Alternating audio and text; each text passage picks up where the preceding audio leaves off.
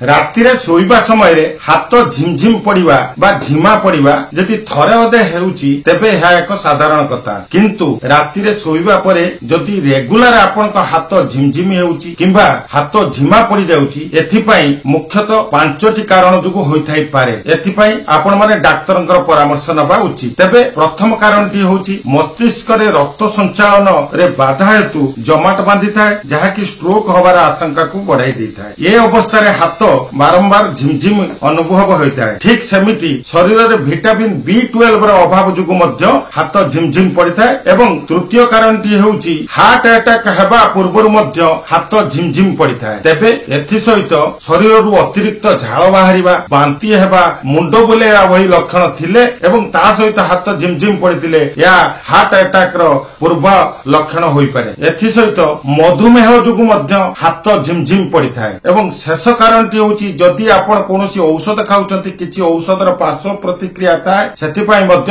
ହାତ ଝିମଝିମ ପଡୁଛି। ଯଦି ରେଗୁଲାର ଶୋଇଲା ପରେ ଆପଣଙ୍କ ହାତ ଝିମା ଖାଉଛି ବା ଝିମଝିମ ପଡୁଛି, ତେବେ ଏହାକୁ ଅଣଦେଖା ନ କରି ଡାକ୍ତରଙ୍କର ପରାମର୍ଶ ନିଅନ୍ତୁ।